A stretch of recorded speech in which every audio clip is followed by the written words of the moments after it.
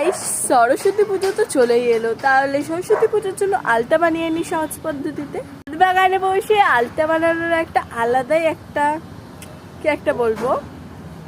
তো এখানে আমি কি কি নিয়েছি সেগুলো দেখিয়ে দিই। আর এই দেখো আমার ছাদ বাগান পুরো এখন গাছ টাছ ভর্তি। অনেকদিন ধরে ভিডিও দিতে পারছি না কেন, আমার শরীরটা ভালো ছিল না।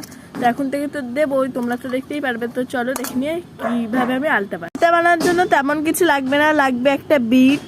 তোমরা যতটুকু আলতা বানাবে তো একটা বিটে কিন্তু হয়ে যাবে এক শিশি। তারপরে এটাকে কি বলে, আদা খসা নাকি একটা বেশ বলে, একটা তুলি যেটা দিয়ে তুমি আলতা পড়বে, আর একটা চামচ আর জল। এইগুলা কিন্তু সবার বাড়িতে অ্যাভেলেবেল পাওয়া যায়। তো আমি এখন বিটটাকে এখন ঘষে নেব।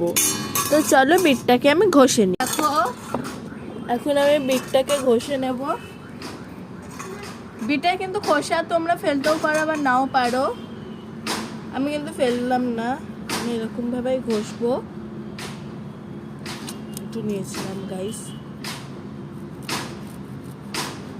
তো চলো এখন আমি ঘষে ঘষে পুরোটা ঘষে নিই।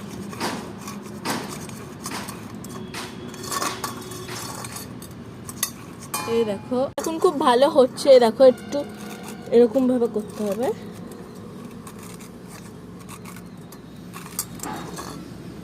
দেখছো কত সুন্দর হয়ে যাচ্ছে। তো চলো পুরোটা করে নিই। তার থেকে এইটুকু বেরিয়েছে আর এইটুকু আমি পাচ্ছি না, তো এগুলো এখন শুকাতে দিয়ে দেবো। তো চলো এরকম ভাবে সবকটা করে, আমি যেইটুকু লাগবে আমি সেইটুকু নিয়ে নিয়েছি।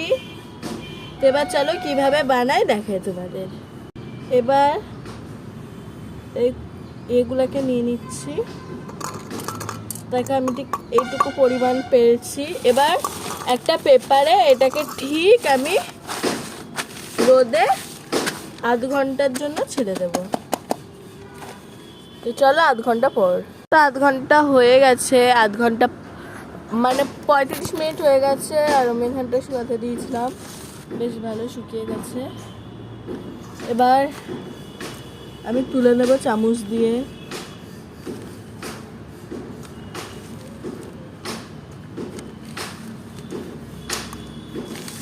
এবার এর ভিতরে দেব জল। আমি চামচ অনুযায়ী কিন্তু জলটা দিয়ে দেব।